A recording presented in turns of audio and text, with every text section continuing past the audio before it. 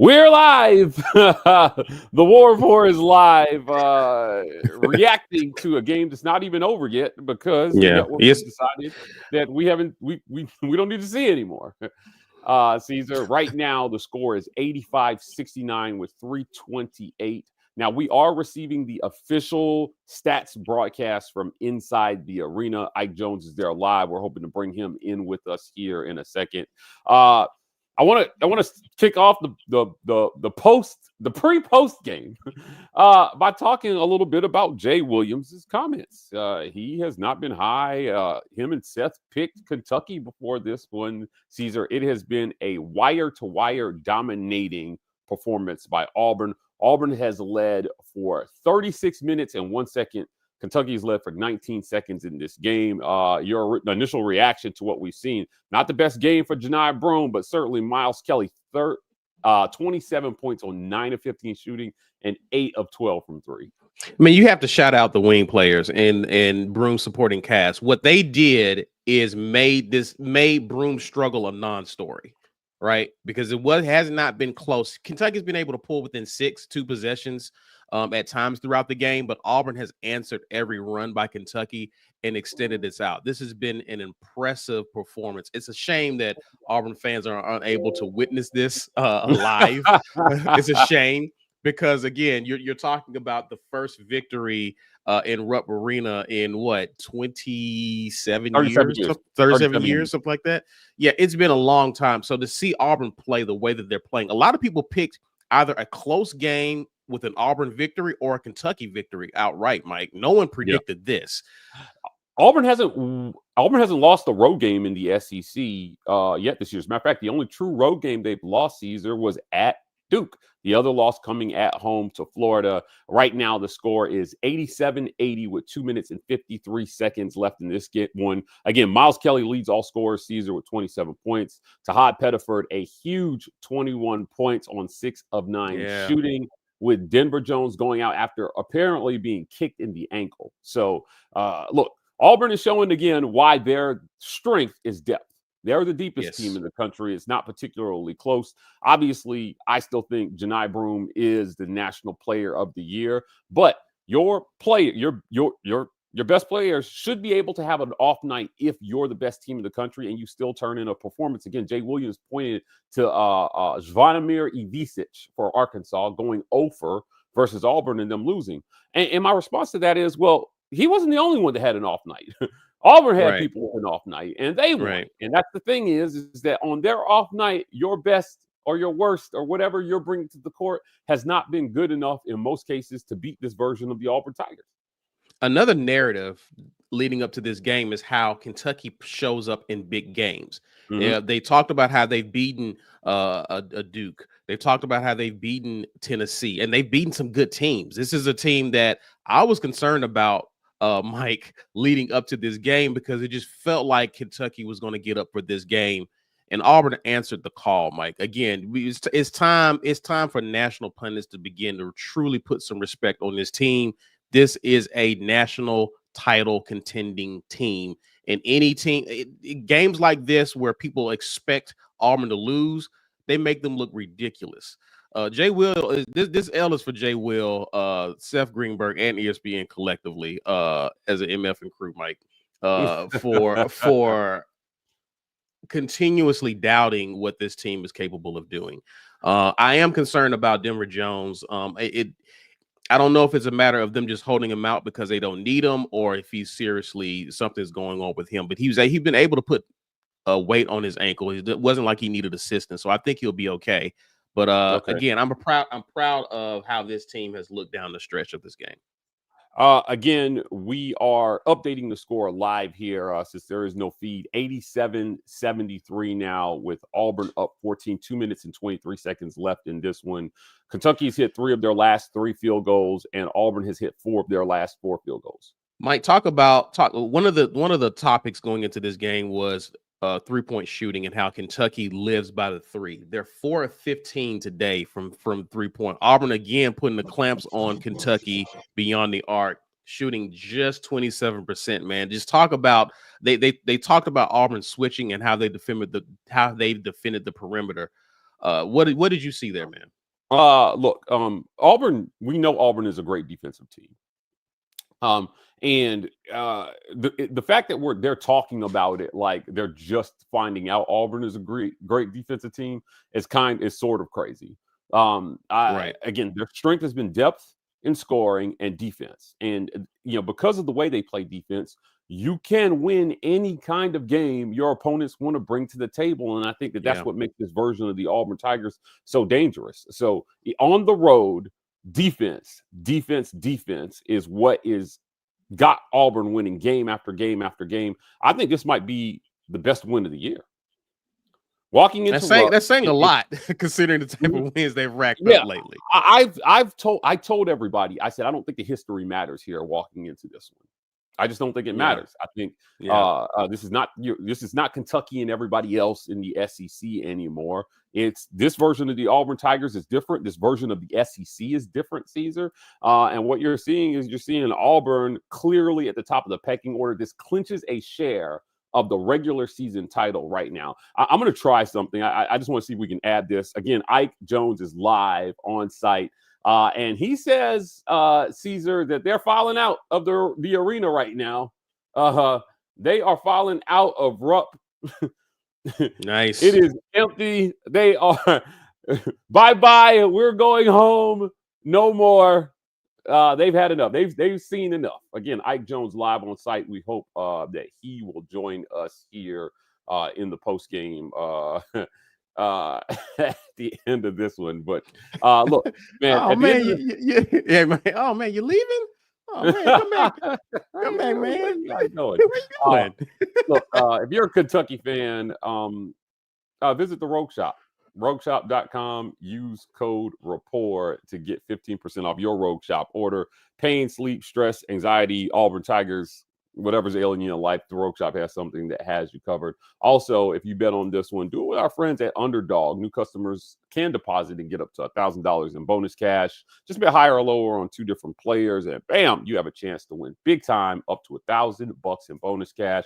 Underdog Sports. Make sure you use code RAPPORT over there as well too, so they know that the War Report sent you. Going back here again, Caesar, and talking about where Auburn is landed right now, 1 minute and 42 seconds left. Auburn is up 94-76 in this one. The Tigers are 54% from the field, 50% from three, 77% from the free throw line. And they've only turned the ball over 18 times while forcing 18 turnovers on the Kentucky side. Yeah, they came to play, man, and the perimeter shooting again. We got to highlight guys like Miles Kelly. This was the game we always thought he could have, right? Sharp shooter. Mike, 9 of 14 beyond the arc. That's insane. That is mind-boggling how well this team is playing. And one of the things they were able to do, Mike, is because of their defense, they turned Kentucky over a lot and forced a lot of fast break points off turnovers, while at the same time taking care of the ball themselves. That's a recipe, especially if Kentucky is struggling to shoot beyond the arc. That's a recipe for what you're seeing right now. Absolutely. Look, Auburn makes you play the way you don't want to play. That's who they are defensively. So if you want to play a low, slow, grinded out game, they could force you into a shootout. They can win a shootout. Or if that's the game you want to play, they can win that kind of play game too. Depth. Now, Dylan Cardwell got into early foul trouble in this one. But because when you're deep, it just doesn't matter. Again, with 19 seconds left here, Auburn's going to win this one. The score is 94-78 right now. Both teams hitting 5 of their last 7 shots here down the stretch. But Miles Kelly now has 30 points on 10 of 17 shooting and 9 of 14 from 3. Just a career night for Miles Kelly. Yeah, man. Great shooting for him. Chad also chipped in 22 points, 50% shooting from field goal percentage. Tahad Pettiford, what a game for him. This kid needed this game right here. Hadn't been really playing too well. I mean, he's been playing okay. The last game, he didn't shoot a lot, but he came out and established himself early. And what's so impressive about these guys, Miles Kelly, these guys didn't ask for permission.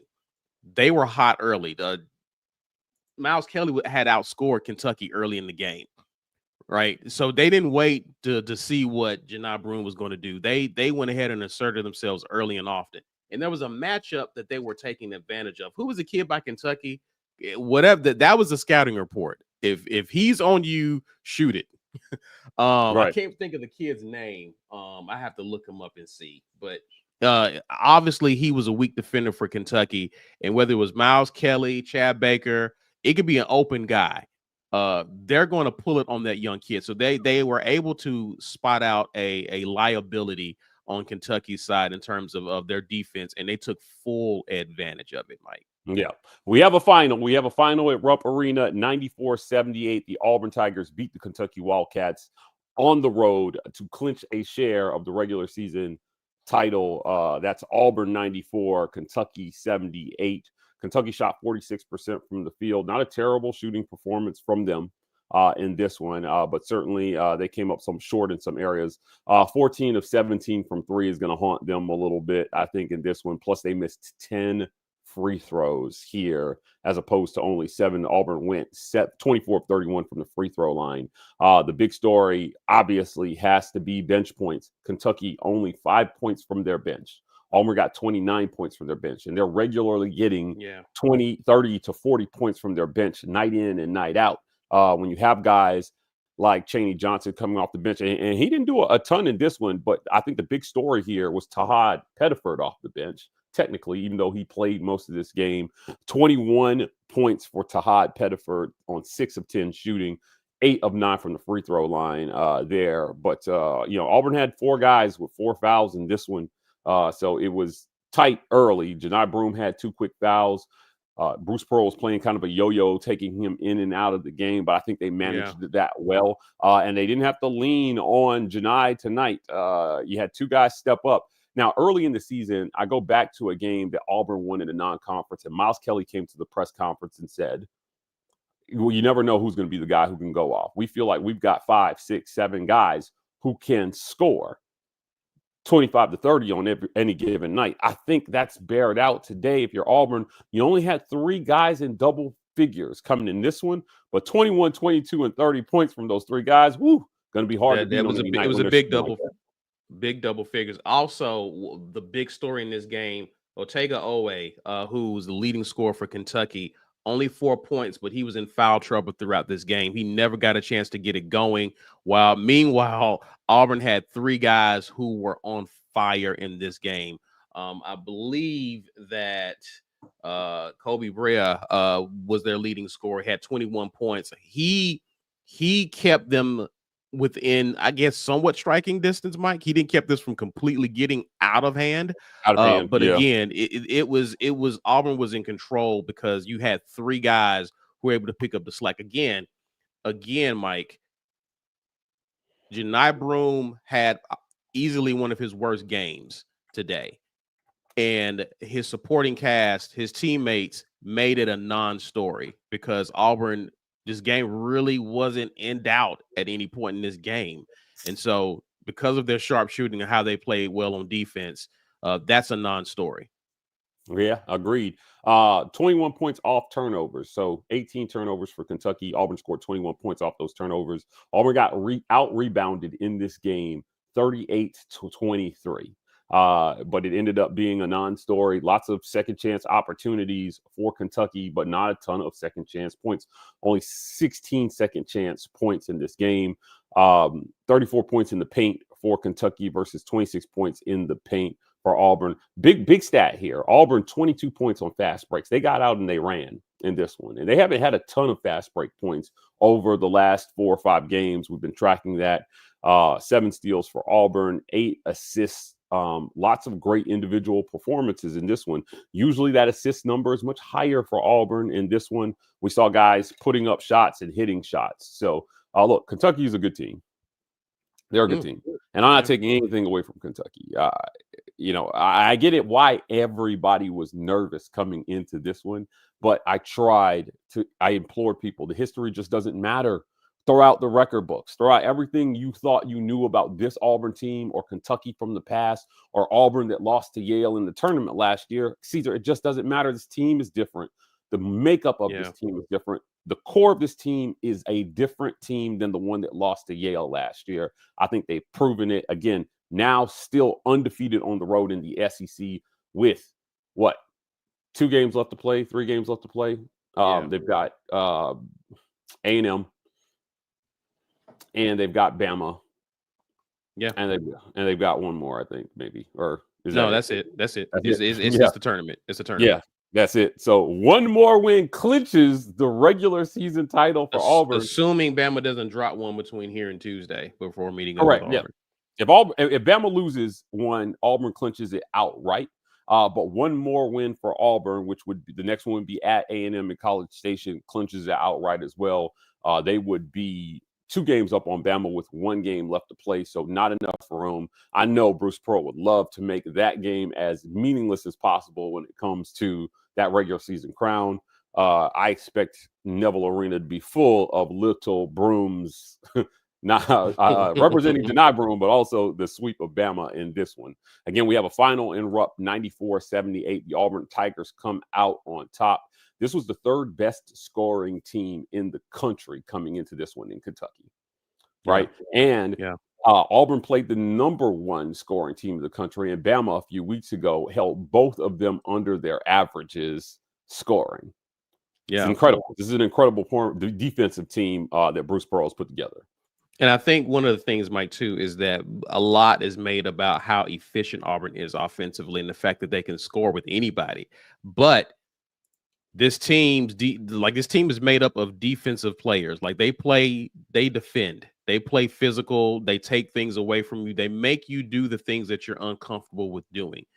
And that's what, again, that was the recipe against Kentucky. Kentucky only hit 4 threes. I think they've been hitting or making over 10 or 11 or 12 a game going into this game, Mike. They only hit 4 of that. And when you do that, where does your production come from? And again, that's what makes Auburn so suffocating and difficult against other teams. Again, to your point, this team is different, man. This team is different. Yeah, they are very different. Look, I don't know if Ike is going to get a chance to jump in here with us from Rupp Arena. I know he's probably headed to the post-game press conference right now. But again, Auburn clinches a co-share of the regular season SEC title with a win on the road at Kentucky, 94-78. We're not going to hold you guys too long. Obviously, the broadcast went out with over 10 minutes left in the second half. An unprecedented blunder by ESPN. But the scoreboard. People are asking about Denver. People are asking about Denver Jones. We don't have an update on him. Probably Ike will, if he's able to join on, he'll probably be able to provide an update because I'm pretty sure Bruce Pearl is going to be asked about that in the post game. But yeah, I'm checking my phone right now. Yeah, so we will, once we find that out, we will definitely let you guys know. Yeah. Final thoughts on this one, man. I don't know what else. Let's get to some super comments real quick. Oh, yeah, Ben Bloodworth says congrats to Dylan Cardwell, the new all-time wins leader at Auburn with this victory. So again, history continued to be made there. Congrats to Dylan Cardwell. Definitely has been an amazing year for him. So Nina says 16th quad 1 win. Mike, that ties 22-23 Kansas for most quad 1s. Now, by the end of the season, this may bear out different, Nino, because Mississippi State was bordering on falling into a quad 2. Ole Miss is going to have to hold on to stay in that quad 1 category. But Kansas, 2022-2023 Kansas closed their regular season with 17 quad 1 wins. After it was all said and done, they only had 16 because of teams falling out of that quad 1 category for them. But certainly this puts Auburn in that conversation, and we'll see how they finish. And she gifted a War Report membership in honor of the win. Appreciate that. So Nina, yeah, Mike, what before you was getting ready to I guess closing thoughts or whatnot. Look, depth. I think I'd love to hear what Jay Williams has to say after this one. Lots of talking. Auburn dominated this game. There were some questionable calls on both sides in this one, but ultimately, if you're Kentucky, you just didn't play well enough for those calls to have been the difference in the game. They're not. You let Auburn shoot 52% from the field, and that didn't have anything to do with how the game was being called. That was just them hitting shots. You Right. shot 46% from the field, and on most nights, I'm telling you, if you ask Mark Pope after the game, he's probably going to say exactly what we heard. What's his face say the other day? Who did Auburn just play at home? Chris Beard. Chris Beard. He said, if you had showed me the stat sheet, I would have told you that we would have at least had a chance at the end. And I think that if you, I honestly believe Mark Pope would say the same. 46% from the field. The 3-point shots weren't really falling, only 4 of 17 from 3. But you told him they hit 74% of their free throws. They took 38 of them. They took 7 more free throws than Auburn in this one. Hit 46% of their shots from the field. The turnovers certainly would have concerned him. But I think he would have said we would have at least been in it. They weren't close in this game. It wasn't close at all. Yeah. So this is as dominating a win, I think, as you'll see from the Auburn Tigers all year. I agree. A very impressive win. Considering who scored and the fact that who I believe will be player of the year in Janai Broome only had 9 points in this game, and you won by 16 points on the road. Very impressive performance by Auburn. Kudos to this team. Yeah, absolutely. Kudos to this team. Guys, look, we'll be at you guys tomorrow on the weekend tailgate, talking more about the Auburn Tigers clinching a co-share of the regular season SEC crown in basketball season. This is something truly historic that we're watching here. And I think the Auburn fans should be lucky that we are all witnesses to this. Now, I do want to close by saying this is something that we've tried to say over and over again. You are what your regular season says you are as far as what the tournament committee is concerned. And as far as I'm concerned, Auburn could lose their last 2 games and they should have locked up the #1 overall seed. That's the conversation I would like to have for tomorrow.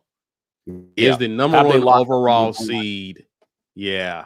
We still got some supers coming in real quick. Thomason says, appreciate the $10. He says, give this to Andy next time you see him for the broadcast save.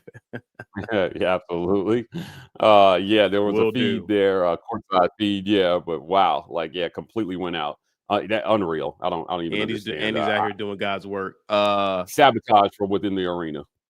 Jonathan Boyson says even ESPN got tired of hearing Billis. Bro, a lot of people have been roasting him on X because of his how he's called a game. He annoyed me a few weeks ago. I can't remember what game. I think it may have been when they were there. I forget who they were playing. Maybe Tennessee. Maybe the Tennessee game. But yeah, he's pretty much has rubbed a lot of Auburn fans the wrong way today. But yeah, inexplicable is the word I would describe ESPN's coverage of this game. You got the #1 team in the land against Kentucky, a blue blood, and you lose feed in the middle of the second half and never get it back. It's sabotage from within the arena. Somebody on the Kentucky side sabotaged that from within the arena. I'm telling you. They haven't seen this in 37 years. There's just absolutely no way. They had technical difficulties with 10 minutes left in the game, and the feed never came back. Never came back. You're talking about some of the best technical minds in the industry. You're telling me they couldn't get a feed up in 10 minutes of gameplay, but 30 minutes elapsed time. Give me a break. I'm not buying it. I'm not buying it. Yeah. I hear you. We got a few more. Keep the supers coming. Yeah, we'll stay on with you. If you keep them coming. Big Smooth gifted 5 Warport memberships. Thank you, Big Smooth. So Nina says thoughts about the Bama Tennessee game. How you feel about that game, Mike? It's strength on strength. It's basically it's the matchup we want to see. The league's best offense against one of the top defenses in the league. Yeah. I would say this. Look, there's no margin for error if you're Alabama. I think that it would please them to force a share of regular season title in this season right now. But we've noted this. They had the hardest schedule of the teams in contention for the title down the stretch, man. Like theirs was brutal. I wasn't convinced that they wouldn't. I knew they were going to. I know they were going to drop one. I wouldn't be surprised if they dropped two. Like, man, I don't envy Alabama, but their schedule is difficult. It's brutal for Alabama starting today. Hilarious. Kentucky rage quit. That's pretty funny. That's pretty funny. My thoughts on Nina is I think the story of this game, even though people talk about Bama's offense versus Kentucky's defense, Tennessee's defense, I think the story of this game is going to be Tennessee's offense. Can they score? We know what they're going to do defensively. They're going to try to muddy it up and make Alabama. Pretty much Auburn provided a blueprint of how to defeat Alabama, and I'm pretty sure Tennessee is going to try to do the exact same thing. The key, though, is are they going to be able to score at a rate that really puts pressure on Bama to try to overcome some of the challenges that Tennessee throws at them? That is something that I'm looking forward to seeing. Yeah, absolutely. That's going to be a fun game to watch, I think. But if you're Auburn, man, you're kicking your feet up right now, and you're just thinking, we clinched the coach there. We clinched the coach here. The pressure is all on the other side. Pressure is all on the other side. You're not feeling any pressure if you're Auburn. Yeah, man, I'm gonna give me a nice little lunch and sit there and watch the melee. Indeed. We are kicking back here, the Auburn Tiger fans. Joe Smith says some of you are completely distracted by needing external validation. Auburn has their hands in firm control of their destiny. I couldn't agree more. Like, they are in control. They've been in control. And been in control, man.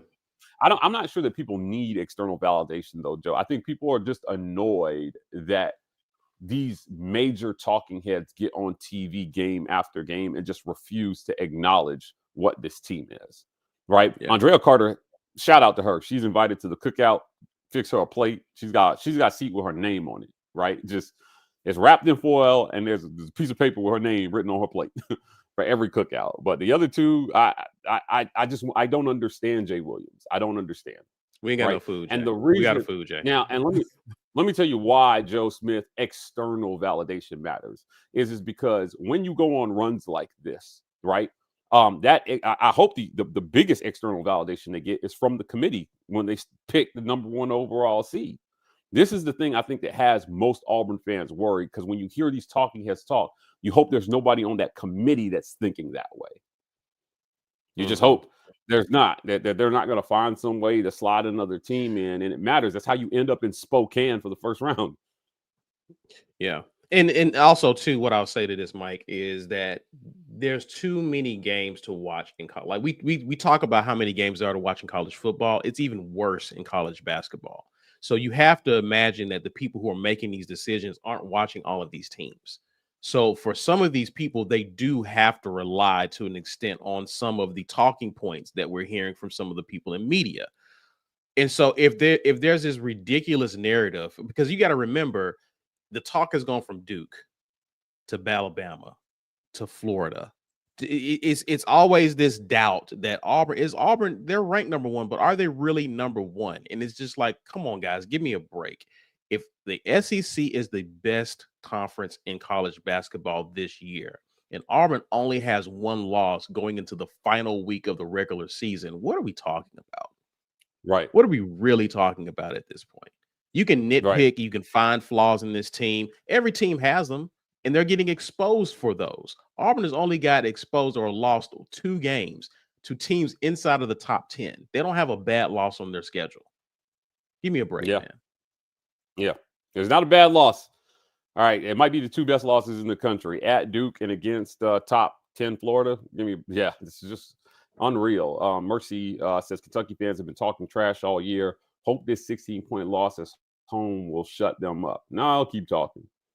They're a tournament team. You'll hear from them again. You'll hear from them again. You'll definitely hear from them again. Let's see what we got here. Neil White says AU has beaten more ranked teams than any other team in the country. It's not even close. They played more ranked teams than any other team in the country as well, too. So that can't be understated. The amount of net quad one wins they have is remarkable. Joe Smith says, how many quadrant wins does Auburn have? Well, they've got now 15, I believe, quad one wins. They're 15-2 in quad one games right now. We'll see if that number holds, or 16-2. Yeah, Nina said 16. 16. 16. Yeah, 16. Mississippi State, it just kind of depends on how they finish their season. Ole Miss was teetering on falling out of a quadrant one win. But right now, yeah, that moves them to 16-2. Obviously, they are 5-0 in quad twos, 2-0 in quad threes, and 4-0 in quad fours. Yeah, they have an opportunity, to your point, Mike, to have the most quad one wins in history, with 2 more quad one games on the schedule, depending on what happens to either the Mississippi schools. They may tie for it or they may surpass it. It depends. But either way, regardless of what plays out, they will have the most quadrant one wins of any team in college basketball in regular season play. Yeah. Agreed. Joe Smith says, who is the UNC director over selection? What does he say about Auburn 2 weeks ago? Great question. We're going to deal with this on tomorrow's show. So please tune into the weekend tailgate. Devin says, Zach Blackerby was right. Big game from Tahad. He and Kelly breaking out of those belts after the game. Yeah. Listen, belt to butt, Devin, certainly. Tahad was due. He was due for a big one. But this isn't anything new. We've known he's been capable of this all along. And something we've talked about here has been, last time Auburn was number one and Jabari Smith was the best player on the team, it was Jabari or bust, it felt like, most nights. And it's not Tahad or bust, right? Very, very talented freshman, but he's got support. He can have an off night, and then he can come out and he can play free and he can take his shots because he knows that his teammates will back him up. He doesn't have to carry this team offensively. Miles Kelly was the best player in this game offensively by a long shot. It wasn't even close. He played 35 minutes and scored 30 points. Like, good gracious, man. What a monster game from him. 9 threes. He had 9 threes in this game. Yeah. Insane for him. And again, they did it with Denver Jones. I mean, to me, I think what was impressive was seeing Tahad play a lot of minutes, because this kid hasn't played a lot of minutes in a game because he hasn't had to. Denver Jones has been spelling him, and Denver Jones only played 8 minutes. I mean, he was out of the game early in this matchup, Mike, and Tahad did his thing. So kudos to that young man. Again, Miles Kelly, because of his ability, Mike, this is the way I've always felt like he had a game like this in him this season. Yeah. Chris Moore hit some big shots off the bench as well, too. Drained the 3, the putback on his own miss there, 5 points on 2 of 3 shooting. Those things matter in terms of the flow of the game. Again, Auburn, 29 points from their bench in this game. Insane. They went 9 of 12 with layups. All right, so the Riley Mobley, we do have to do this for Ike, because Ike normally does this. What's the plus minus for today? So the person with the lowest on this is Jaheim Hudson with -8, and Denver Jones. Yeah. Denver Jones with the -3. Everybody else. So I'm curious to hear in the chat who you thought had the highest. I mean, I'm pretty sure you'll be surprised too. You'll be surprised who had the highest plus in this. Yeah, man. This is actually pretty good. So the lowest of the pluses is Chris Moore with 3. Next here is, if I'm looking at this correctly, Mike, is Dylan Cardwell with a +10. Wow. +10. Next in line is Chaney Johnson with +11. Okay. After him, the next person is Janai Broom with +14. Wow. After him, Chad Baker Mazar +16. So it boils down to 2 of the guys who had the best games.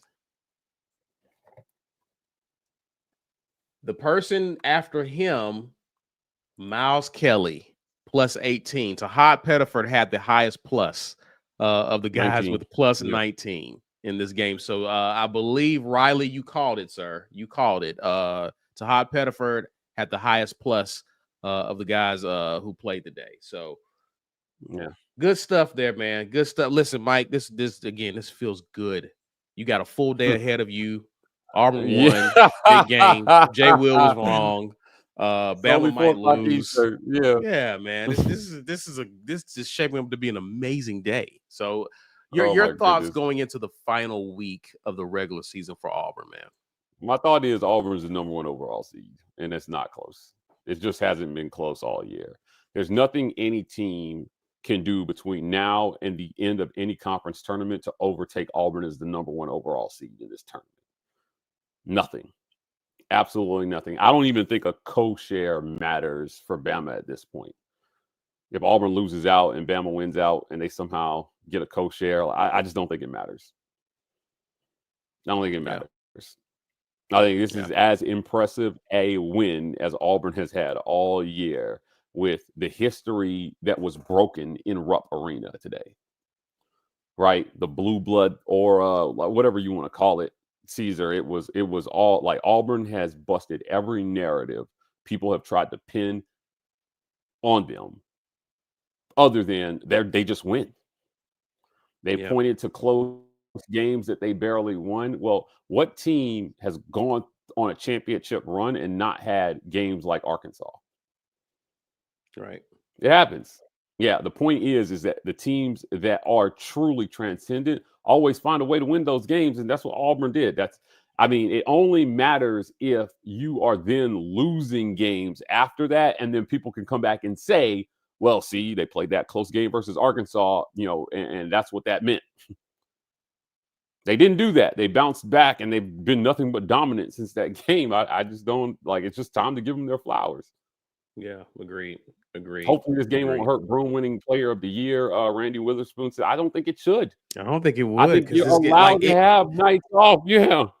But again, That's my argument here, Randy, is that Auburn's players, Miles Kelly, they made that a non-story because you didn't need a big game from Janai Broom because everyone else had big games. So it's really a non-story in this regard.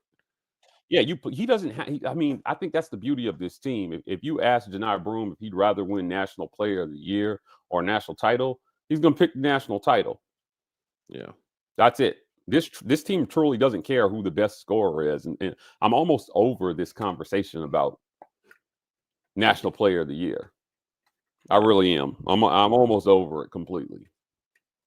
Virginia Double Dribble says we win, and somebody in Lexington has some copper wires to take into the hills. Everybody wins.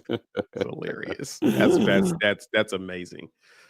I really can't wait to hear what ESPN has to say about this feed cutting. Yeah, seriously. I think that's it, man. I think we're good. All right. Well, listen. Look, I know our friends over at Locked On Auburn are probably live. Please go check them out. They got a great post game going on over there most days. My good friend Zach Blackerby. But this is it. We'll be back at you guys tomorrow on the weekend tailgate, talking more about this dominant win and showing receipts, pulling receipts on people. Caesar, a lot of doubt going into this one. I think Auburn Tigers silenced them all. Guys, we're signing off, and as always, War Eagle.